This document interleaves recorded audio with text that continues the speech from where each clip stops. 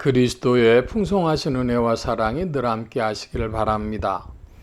오늘 이 아침에는 마태복음 제13장 1절로 17절까지의 말씀, 생명의 삶 큐티 2월 12일자 말씀입니다.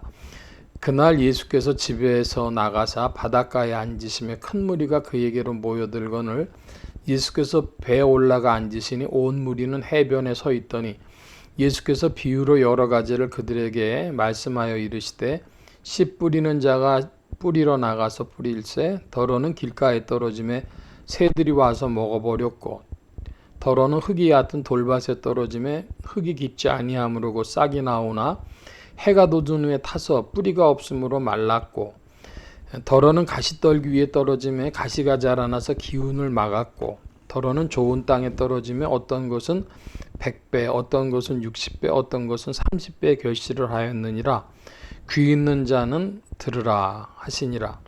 1절로 9절까지 말씀을 보면 흔히 유명한 씨 뿌리는 비유를 주님이 말씀해 주신 것입니다. 해변에서 말씀 전하실 때는 배에 올라서 이제 바다에서 육지를 향해 말씀하시는 거죠. 그렇게 하는 이유는 뭐냐 그러면 바닷바람이 불기 때문에 예수님께서 말씀하시면 그 바람의 소리가 같이 전파가 되어져 가지고 듣는 사람들한테 잘 들리게 되는 것이죠. 그래서 바다에서 육지 쪽으로 소리를 지르면 바닷바람에 의해서 잘 퍼진다. 이걸 알 수가 있고 예수님께서 네 가지 씨 뿌리는 비유를 하셨는데 하나는 길가밭, 하나는 돌짝밭, 하나는 가시떨기밭, 하나는 좋은 땅, 옥토에 떨어진 것을 말씀해 주셨습니다. 10절 이하의 말씀 봅니다. 제자들이 예수께 나와 어찌하여 그들에게 비유로 말씀하시나이까? 대답하여 이르시되 천국의 비밀을 아는 것이 너희에게는 허락되었으나 그들에게는 아니 되었나니 무릇 있는 자는 받아 넉넉하게 되고 없는 자는 그 있는 것도 빼앗기리라. 그러므로 내가 그들에게 비유로 말하는 것은 그들이 보아도 보지 못하며 들어도 듣지 못하며 깨닫지 못함이니라. 여기 9절 말씀에 보면 귀 있는 자는 들으라 이렇게 말씀하셨습니다. 그러니까 귀가 없는 자는 들을 수가 없습니다. 들어도 듣지 못하고 보아도 보지 못한다 하는 말씀이죠. 14절입니다. 이사야 예언이 그들에게 이루어졌은 일렀을 너희가 듣기는 들어도 깨닫지 못할 것이요 보기는 보아도 알지 못하리라. 이 백성들의 마음이 완악하여져서 그 귀는 듣기에 둔하고 눈은 감았으나 이는 눈으로 보고 귀로 듣고 마음으로 깨달아 돌이켜 내게 고침을 받을까 두려워함이라 하였느니라. 그러나 너희 눈은 봄으로 너희 귀는 들음으로 복이 있도다. 내가 진실로 너희에게 이르노니 많은 선지자와 의인이 너희가 보는 것을 보고자 하여도 보지 못하였고 너희가 듣는 것을 듣고자 하여도 듣지 못하였느니라. 이 지금 17절 말씀에 보면 많은 선지자와 의인이 너희 보는 것을 보고 싶어 했지만은 보지 못하고 듣지 못했다 그럽니다. 그들은 다 예수님을 메시아를 바라보고 있었던 것이죠. 그러나 그들의 역사적 분배는 그들의 몫이 아니었습니다. 그 신학자들은 역사적인 분배라는 단어도 쓰는데요. 우리 시대마다 역사적 분배가 있어서 어떤 시대는 고통당하기도 하고 어떤 시대는 굉장히 풍요로운 시대가 되기도 하고 이렇게 분배가 되지 않습니까? 록펠러라고 하는 유명한 부자가 있었는데 그 사람이 어느 도시에 가가지고 출장을 가서 그 제일 좋은 호텔이 아니라 2등급 호텔에 투숙을 하게 됐습니다. 그랬더니 그 호텔에 데스크사 있던 사람이 깜짝 놀라서 당신 혹시 록펠러 씨 아닙니까? 록펠러다 내가. 근데 아니 미국에서 제일 부자인 분이 왜 이런 호텔을 들어오십니까? 당신 아들은 보니까 저 맞은편에 있는 좋은 호텔에 묵으시던데요. 그러니까 록펠러가 웃으면서 한 말이 걔는 부자 아버지를 뒀지만 나는 부자 아버지를 두지 못했어. 이렇게 얘기를 하는 거예요. 그러니까 시대가 달라서 어떤 사람은 고통의 시간을 살기도 하고 어떤 사람들은 풍요로운 시대를 살기도 하죠. 역사적 분배가 다른 겁니다.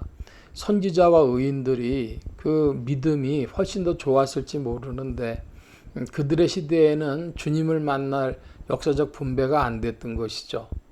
그래서 이 제자들은 예수님의 제자들은 특별히 그렇게 뭐 잘나고 힘쓰고 했던 사람들이 아니지만 그러나 잘나지도 못하고 애쓰지를 않았어도 역사적 분배에서 예수님을 만날 수 있는 그런 자리를 얻었던 것입니다.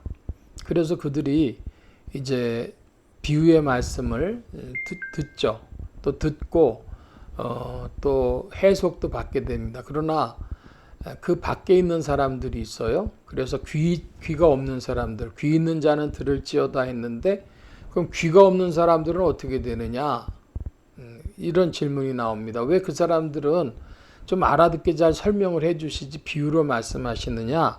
원래 복음은 다 알아들으라고 하는 말이 아니고 돼지에게 진주를 줄 수 없는 것처럼 하나님의 말씀 앞으로 나올 때는 그러므로 사람들이 그 말씀 앞에 겸비함으로 나와야 하는 것입니다. 근데 오늘날 사람들은 다 어떻게 하냐 하면 그저 쉽게 이야기를 해주면 다 잘 알아들을 것 같고 그러면은 말씀의 열매가 맺혀질 것 같지만 그렇지 않은 것이죠. 제가 얼마 전에 며칠 전에 그 자료를 봤습니다. 그랬더니 미국에 흔히 이제 복음주의 교회, 대형 교회라는 데서 사람들이 줄었는데 한 40% 정도씩이나 청년들이 20, 30대를 중심으로 40% 이상 지난 5년 동안에 줄었다는 겁니다. 그들이 근데 신앙생활 안 하느냐? 그게 아니고 미국 내에 있는 정교회, 흔히 말하는 동방 정교회, 뭐 러시아 정교회니 그리스 정교회니 이런 정교회 있지 않습니까? 정교회로 옮겨갔다는 거예요. 정교회는 어떻게 예배드리냐?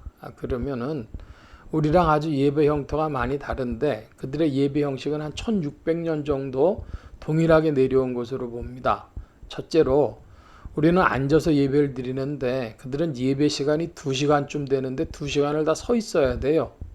나이든 할머니 같은 경우는 지팡이를 짚고 와서도 아주 힘들어하죠. 그래도 어쨌든 예배 시간이 2시간쯤 되어지는데 그 의자가 없어요. 그래서 서서 하는 겁니다. 또 찬양도 옛날부터 내려오는 찬양을 불러요. 그리고 우리는 예배 중에 촛불을 킨다든지 향을 피운다든지 하는 게 없죠. 그런데 그들은 초를 켜고 또 향을 피웁니다. 이것은 이제 사실은 굉장한 신앙적인 논쟁이 될 수도 있는 부분입니다. 향을 피우는 것에 관한 말씀이죠. 그런데 예배에 온전히 사람들이 참여하기 위해서 눈으로 보고 코로 향기를 맡고 또 귀로 말씀을 듣고 온몸으로 서서 예배드리는 그것이 예배에 맞느냐? 오늘 우리 같이 말씀 중심이기 때문에 그저 말씀만 귀로 듣는 이것이 더 좋으냐? 굉장히 논쟁이 될 텐데 어쨌든 한국의 개신교인들은 생각해 보지 못한 것일 수 있습니다. 2시간을 서서 예배를 드리는데 초를 키우고 향을 피우면 이거 제사 드리는 거 아니냐? 그런데 사실은 구약의 예배가 그런 형식이었단 말입니다. 구약의 예배를 보면은 제사 드리는 형식을 보면 근데 그것이 인간의 오감을 다 붙들어 매는 그런 효과를 드리기 때문에 2시간 예배 끝나고 나서 예배 드리고 나왔다 이런 생각을 갖는다는 거예요.